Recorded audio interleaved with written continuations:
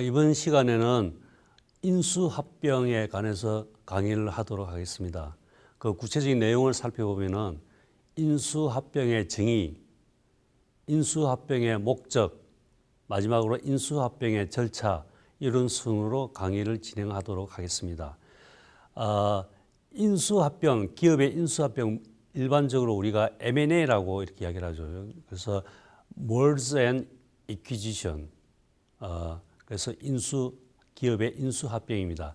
자, 우리가 저번 시간에 전략적 제휴에 대해서 우리가 살펴봤는데 저가의 동침이었었죠. 그래서 우리가 기업이 가지고 있는 그 자원이 무한정인 것이 아니고 필요한 기능, 필요한 기술 또한 무한정인 것이 아니기 때문에 나의 가지고 있는 약점을 보완하고 내가 가지고 있는 강점을 더 강화시키기 위해서 다른 파트너를 찾는 거죠.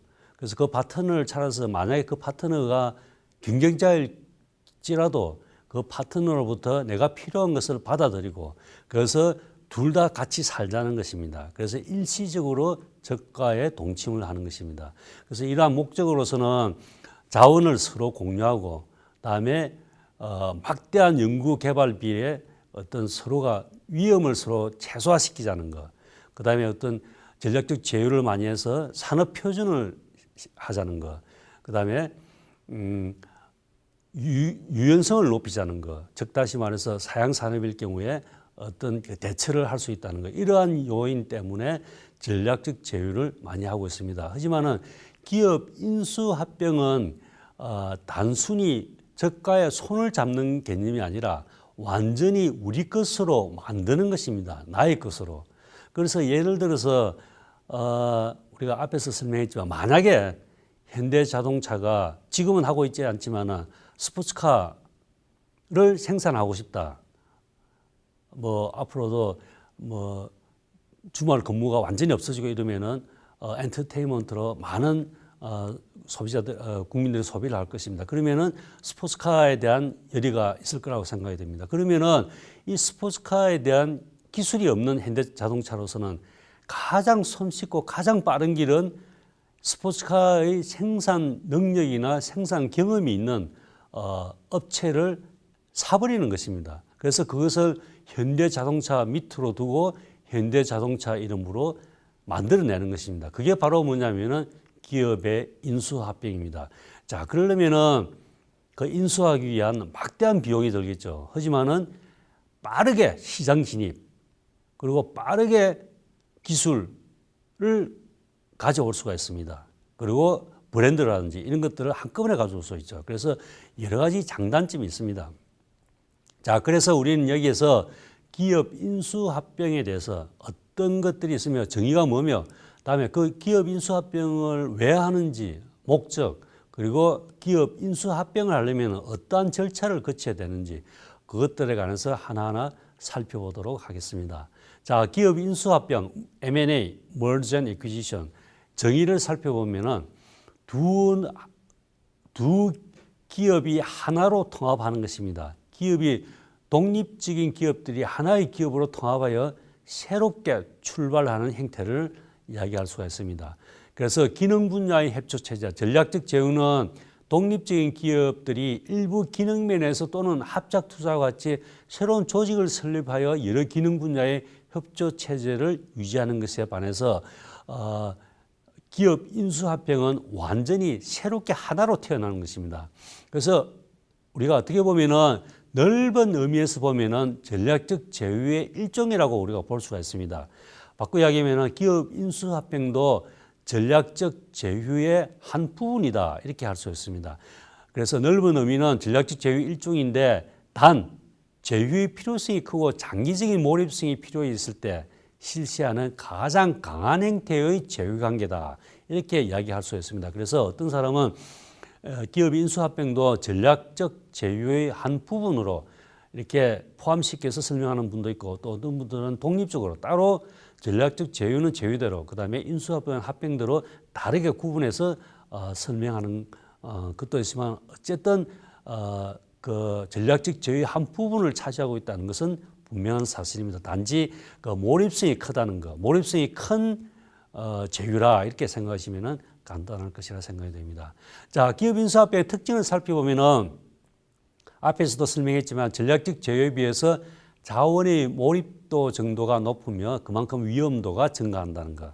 그래서 전략적 제휴는 예를 들어서 A 회사와 B 회사와 같이 제휴를 하는 것은 똑같이 A 회사, B 회사 독립적으로 존재하죠. 하지만은 인수합병은 A 회사와 B 회사가 합치면은 A 혹은 C 각 하나만 남는 거죠.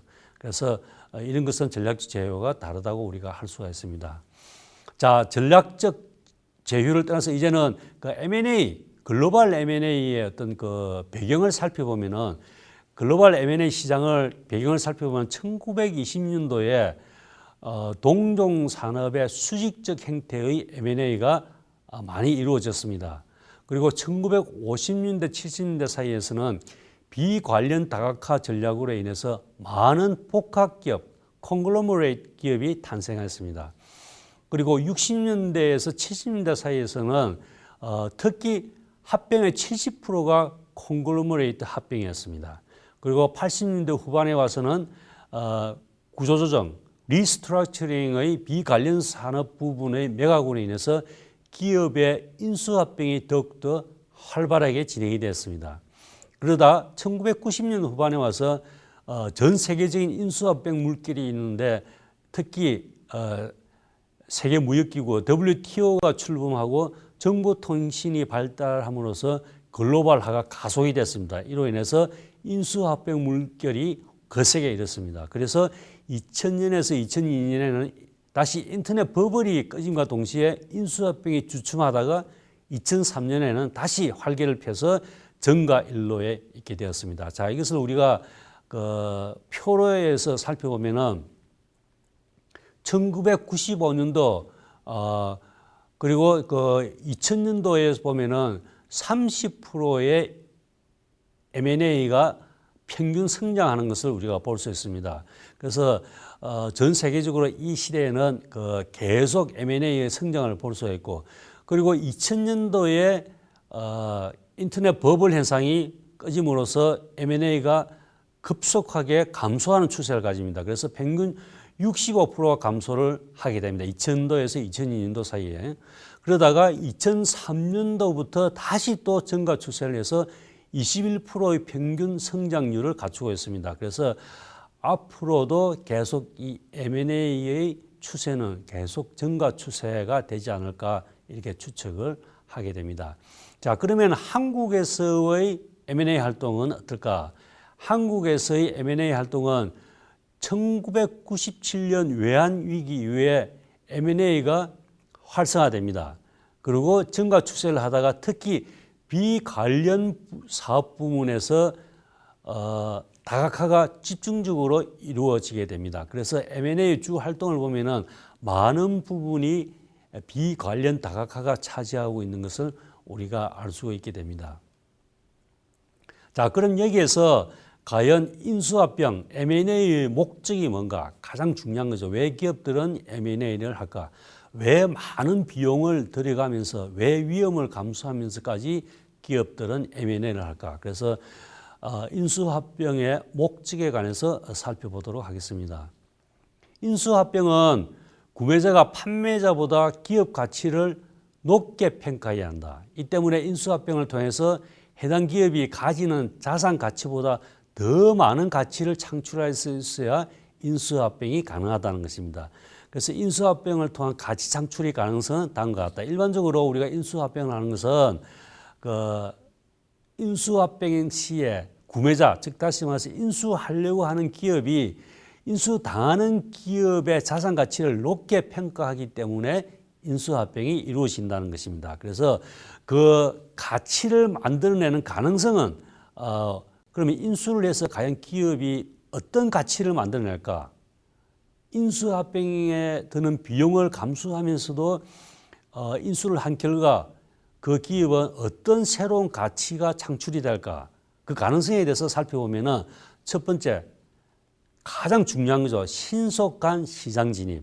좀 전에도 이야기했지만은 사례를 들었지만은 현대자동차가 스포츠카 시장에 진입할 경우 물론 시장 분석이나 이런 걸 다 통과했을 경우에겠죠. 그래서 기업이 전략으로서 기업 전략으로서 이제는 우리가 스포츠카의 시장에 진입해야 되겠다 이렇게 결론을 내릴 경우에 그 시장에 제일 빨리 진입할 수 있는 방법은 인수합병, 즉 다시 말해서 이미 스포츠카를 생산하고 시장에 들어와 있는 그 회사를 인수하는 방법이 가장 빠른 방법입니다. 그래서 신속한 시장 진입이 인수합병의 제일 첫 번째 목적입니다.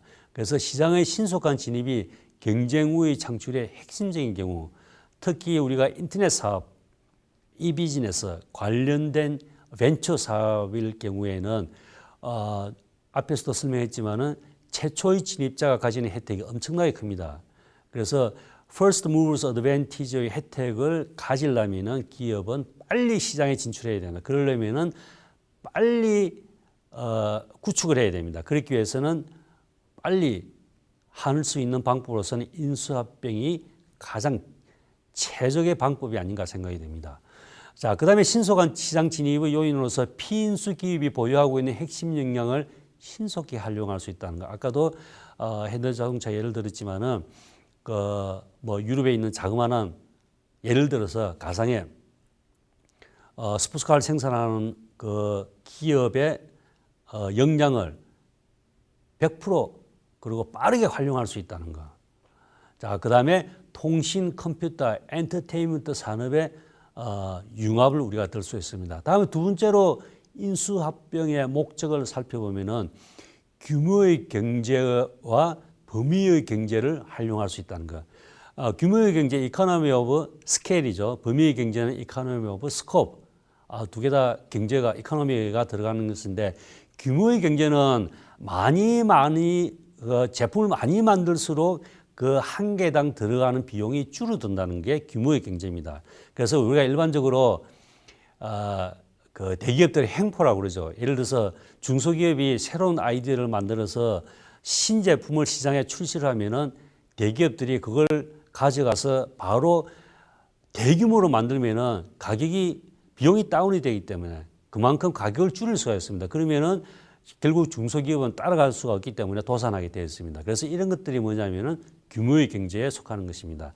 다음에 범위의 경제라는 것은 두 개의 제품을 각기 두 회사가 만드는 것보다 한 회사가 두 제품을 만드는 것이 훨씬 더 유리하다는 것입니다. 왜냐하면은 똑같은 인풋을 활용할 수가 있기 때문에. 그래서 이런 것들이 인수합병을 하면은 규모의 경제와 범위의 경제를 다 활용할 수 있다는 것입니다.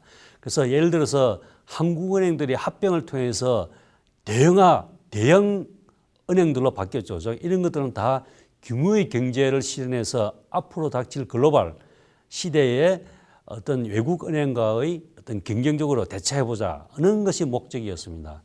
그리고 합병을 통한 유휴 설비 활용을 통한 생산 시설의 효율성을 증가시킨다. 즉 다시 말해서 놀고 있는 설비들을 최단으로 돌려서 시설의 효율성을 증가시키는 것은 인수합병으로서 가능하다는 것입니다. 자, 다음에 인수합병의 목적으로서는 구조조정, 저평가된 기업 인수 후 성장화 과정을 거치서 재평가. 자, 이거는 기업 헌터들이 많이 하는 행태들이죠. 그래서 일반적으로 시세보다 낮게 평가된 기업을 혹은 몰락의 위기에 있는 혹은 일시적으로나마 자금 순환 때문에 어려움을 겪고 있는 이런 기업들을 인수해서 그 기업을 정상화를 시켜나고 난 뒤에 다시 또 파는 이런 과정을 거침으로써 기업이 이득을 가지는 것, 이런 행태를 이야기하는 거죠. 그리고 외환위기 이후에 한국 재벌 기업들의 구조조정 차원의 빅딜, 그래서 외환위기 이후에 많은 구조조정이 일어났는데 그 당시에 서로 재벌 기업들끼리 서로의 빅딜 이런 것들은 인수합병의 요인에 해당되는 것입니다. 다음에 성숙산업으로의 진입, 생산시설이 포화 상태에 있는 산업, 즉 다시 말해서 성숙산업이죠. 산업도 우리가 앞에서 설명했지만은 그 단계를 거친다 그러죠. 그래서 초창기, 그다음에 성장기, 성숙기, 세태기 이런 식으로 거치는데 성숙산업에서의 진입은 생산시설이 포화 상태에 있는 산업에서는 진출할 경우에는 그 이러한 인수합병을 통해서 유효시설을 많이 활용할 수 있다는 것입니다. 그래서 자본 집약적이며 성숙화된 석유산업계 같은 경우에는 굉장히 인수합병이 효율적으로 이루어질 수 있다는 것입니다. 자, 그 다음에는 해외 시장 진출. 해외 시장 진출은 많은 시장 정보와 새로운 유통망 그리고 생산시설의 확보가 필요한데 이럴 경우에 인수합병을 통해서 즉 다시 말해서 현지의 기업의 인수를 통해서 쉽게 안착할 수 있는 기회를 가질 수가 있습니다. 그래서 많은 기업들이 글로벌 기업들이 해외 시장을 개척할 경우에 많은 인수합병을 통해서 쉽게 그리고 부드럽게 안착을 하는 그런 경우가 인수합병을 통한 경우입니다. 자, 그럼 여기에서 우리가 인수합병을 해서 얻을 수 있는 성과, 인수합병의 성과에 관해서 알아보도록 하겠습니다. 한국의 인수합병의 성과. 한국은 자본시장에서 매입보다 실패, 부도한 기업의 인수합병이 대부분입니다. 바꾸기 이야기하면은 한국이 인수합병을 하는 것은 우리가 이상적인 형태의 그러한 인수합병의 개념보다는 시세보다 저평가된 기업, 즉 다시 말해서 실패하고 부도한 기업을 인수를 해서 정상적인 형태로 만들어 나감으로써 어떤 새로운 수익을 창출해내는 새로운 자본을 확보하는 이런 형태의 기업들이 한국의 인수합병의 여러 가지 형태입니다. 그와 반해서 미국의 인수합병의 성과를 보면은 관련 부분에서의 인수합병의 성과는 높으나 비관련 부분의 성과는 취약하다는 것입니다. 즉 다시 말해서 미국에서의 인수합병의 결말을 살펴보면은 관련 부분에서 인수를 기업들은 성과가 높으나 비관련 부분에서 인수합병을 한 기업들은 그만큼 취약하다는 것입니다. 성과가 미약하다는 것입니다. 그리고 미국에서의 인수합병의 70%는 실패하고 5년 후에는 재매각하고 라는 것이 포트의 분석 결과에 나타났으며 그리고 1990년에서 1995년 사이에 인수합병을 살펴보면은 50%는 주식 가치가 하락이 됐고 33%는 미미한 성과고 17%는 높은 성과를 이룩했다는 것입니다. 그래서 결론적으로 말해서 인수합병을 한 기업을 분석해 보면 17%만이 높은 성과를 우리가 맛보았다는 것입니다. 그래서 우리가 오히려 50%는 주식 가치가 더 떨어졌다는 것은 결국 인수합병을 해서 실패를 했다는 것을 우리가 알 수가 있습니다. 그래서 우리가 이 파이 차트의 형태로서 우리가 그림을 보면은 미국 내 인수합병 전략의 성과를 다시 살펴보면은 이것은 비즈니스 위크지에서 1995년도에 나타난 것입니다. 1990년에서 95년 사이에 미국 내에서 기업들이 인수합병을 한 결과 그 성과를 가지고 파이 차트로 이렇게 나타난 것입니다. 그래서 이 보면은 그 20%가 주주에 약간 손실을 가져왔고 그 30%는 큰 폭의 주주의 손실을 가져왔습니다. 결과적으로 이야기하면은 50%가 성과가 실패를 했다는 것입니다. 즉 다시 말해서 50%의 인수합병 기업이 인수합병을 하고 난 뒤에 실패로 돌아갔다는 것입니다. 그래서 17%만이 큰 폭의 이익을 가지고 33%는 미미한 이득을 했다는 것입니다. 그 소리가 뭐냐면은 인수합병을 하면은 그 50%의 확률이 실패할 가능성이 높다는 거. 그리고 국내에서는 오히려 일반적으로 부도한 기업들을 많이 합병을 하고 그리고 미국 내에서도 관련 부분이 인수합병의 성과가 높으나 비관련 부분에 인수합병을 하면은 성과가 취약하다는 것. 이런 것들이 우리가 통계에 의해서 우리가 알 수가 있는 결과라고 할 수가 있습니다. 자, 그럼 여기에서 인수합병 전략에 펼쳤을 적에 그 실패한 요인이 뭐냐? 기업들이 인수합병을 할 적에 왜 실패하느냐? 바꾸기 이야기하면은 기업들이 인수합병을 할 경우에는 혹은 인수합병을 하려고 전략을 세울 적에는 이러한 실패 요인들을 거울 삼아 조심을 해야 되겠죠. 그죠? 이런 실패 요인들이 작용을 하지 않도록 원천 봉쇄를 해야 되겠죠. 그죠? 그래서 첫 번째 보면은 인수합병을 통해서 창출해낼 수 있는 새로운 가치 창출이 실패가 났다는 것입니다. 그래서 인수합병을 하는 그 근본적인 목적은 그 피인수 기업이 가지고 있는 역량을 최대한 발휘해 보겠다는 것인데, 그러한 그 인수합병을 하려고 하는 피인수 기업이 가지고 있는 역량을 객관적으로 판단을 못했다는 거죠. 그래서 새로운 가치 창출이 안 됐다는 것입니다. 그래서 막대한 비용을 들여서 인수의 합병을 한 결과 새로운 수익 창출에는 아무런 큰 도움이 안 됐기 때문에 결과적으로 실패로 끝났다는 것입니다. 자, 다음에 인수합병을 통해서 창출될 수 있는 새로운 가치를 살펴보면은 시장 지배력의 증가, 다음에 규모와 범위의 경제를 통한 비용 절감, 다음에 두 기업이 갖고 있는 경영 자원을 결합하여 새로운 경쟁 우위를 창출해낼 수 있는 기회. 이러한 가치 창출이 기업을 인수합병을 하고 난 결과 이러한 가치들이 새로이 만들어지지 않는다면 결국 그 인수합병이 실패했다고 볼 수 있습니다. 그래서 예를 들어서 시장 지배력 같은 경우에는 약탈적 가격을 만든다든지 서로 교차 판매를 한다든지 교차 구매를 한다든지 뭐 이러한 시장 지배력을 행사할 수 있는 능력이라든지, 그다음에 규모의 범위나 경제의 범위를 통해서 비용을 절감할 수 있는지, 그리고 두 회사 피인수나 인수 기업이 가지고 있는 경영 자원을 결합해서 새로운 어떤 제품을 개발해서 새로운 기술 개발해서 경쟁 우위를 새로이 만들어서 수익을 창출해낼 수 있는지, 이런 것들이 우리가 만들어낼 수 없으면 결국은 인수합병이 실패했다고 우리가 볼 수가 있습니다. 그 다음에 인수합병 전략을 통해서 새로운 가치 창출하는데 실패했기 때문입니다. 자, 특히 지나친 인수 프리미엄을 제시한 결과 그 이상의 새로운 가치를 창출하는데 실패할 수가 있다는 것입니다. 이것은 우리가 인수하려는 기업의 그 어떤 능력, 평가를 객관적으로 정확하게 하지 않았다는 것입니다.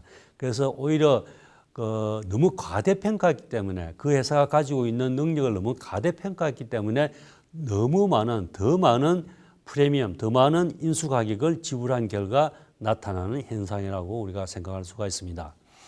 그리고 인수합병을 검토하는 과정에서 전략적 적합성에 대한 검토보다도 재무적인 가치 평가에 집중하는 경우 인수합병의 실패 가능성이 높다는 것입니다. 우리가 인수합병을 할 적에는 일단 그 기업, 인수를 하려고 하는 그 기업의 어떤 가지고 있는 역량, 그 기업이 가지고 있는 브랜드, 이런 것들에 대해서 객관적으로 검토를 해야 되는데, 단지 너무 재무적인 측면에서만 너무 평가를 하다 보니까 인수 후에 가질 수 있는 어떤 그 가치 창출에 대해서 실패를 하는 경우입니다. 다음에 인수합병 전략의 실패는 전략 자체의 실패와 인수 및 합병 후의 통합 과정의 실패로 구분할 수가 있다. 우리가 앞에서 봤지만은 인수합병은 전략적 제휴와 틀려서 두 개의 회사가 하나의 회사로 만드는 것입니다. 혹은 하나의 회사가 다른 회사의 밑으로 들어가는 형태입니다. 그러면 두 회사가 통합되는 것인데 결국에는 두 문화가 하나로 만들어지는 것입니다. 그렇기 때문에 많은 어려움을 예측을 해야 됩니다. 그래서 실질적으로 보면은 인수합병 후에서 어떤 통합 과정에서 어떤 그 노력이 결여돼서 인수합병이 실패로 되는 그 경우가 많다고 할 수가 있습니다. 그래서 이런 것들은 어떤 인수합병의 실패 요인으로서 작용할 수가 있습니다. 자, 그럼 우리가 여기서 중요한 그 인수합병을 하고 난 뒤에 과연 그 절차를 어떻게 할까? 우리가 인수합병의 기업도 선택을 했고 장점도 알고 목적도 알았는데, 그럼 인수합병을 결정을 하면 그 절차를 어떤 순서로 밟아야 될까에 대해서 알아보도록 하겠습니다. 그래서 합리적인 인수합병의 절차. 자, 첫 번째 제일 먼저 인수합병 팀을 구성해야 됩니다. 그래서 이것은 인수합병의 전문가로서 이제 팀을 구성해야 되겠죠. 자, 그다음에 두 번째로 전략적 검토를 해야 되는 단계인데, 이것은 제품별, 지역별 시너지를 낼 수 있는가를 검토를 해야 되며, 그다음에 인수로 획득 가능한 경영 자원도 객관적으로 검토가 돼야 되겠습니다. 그래서 이것은 아마도 우리가 그 인수합병 절차에서 가장 중요한 핵심 포인트가 아닌가 생각합니다. 지나치게 너무 과대평가한 결과 너무 많은 비용을 지불한다는 것은 결국 인수합병이 실패할 가능성이 높기 때문에 그래서 적당한 검토가 필요하다고 생각이 됩니다. 그 다음에는 재무적인 기업 가치의 평가 이것은 대상 기업에 대한 방문 실사를 해서 그다음에 영업권 및 기술 가치의 평가 그리고 숨겨진 재무가 있는지 그리고 문제점을 파악하고 그다음에 객관적인 자산 가치 평가 이런 순으로 이루어져야 되겠죠. 그다음에 인수합병 조건에 대한 협상, 자산 평가, 재평가에 대한 합의, 그다음에 구체적인 인수 조건 및 가격 결정이 이루어지고 마지막으로 인수 후 통합 과정, 통합팀을 구성하는 문제, 그다음에 통합 절차를 결정하는 것, 그다음에 실질적으로 통합 과정을 실시하는 단계 이런 과정을 거쳐서 합리적인 인수합병 절차가 이루어진다고 할 수가 있습니다. 자, 그럼 여기에서 인수 후 통합 과정을 어떻게 할 것인가에 대해서 살펴보도록 하겠습니다. 통합 과정은 인수합병의 성과를 결정하는 가장 중요한 단계입니다. 그래서 인수 전 기대한 규모 및 범위의 경제성과 그로 인해서 새로운 가치는 해당 기업들에게 얼마나 잘 통합하고 운영하는가에 대해서 결정이 됩니다. 특히 두 기업이 상충된 기업 문화를 가지고 있는지를 검토하고 문화의 갈등을 최소화할 수 있는 방안을 마련해야 될 것입니다. 다음에 통합 과정 시에 주의해야 될 사항을 살펴보면은 인수합병을 통해서 규모의 범위나 경제성을 창출하기 위해서는 경영 자원 및 핵심 역량의 공유 및 이전이 활발하게 이루어져야 한다는 것입니다. 그리고 통합 후에 일정 수준의 자율성을 보장해 줘야 하며 인수 후에는 통합 과정이 가능한 신속하게 마무리될 수 있도록 이러한 과정을 거쳐야만이 인수합병이 무리가 없게 마무리가 될 수 있을 거라고 그리고 성공적으로 끝날 수 있지 않을까 이렇게 생각이 됩니다.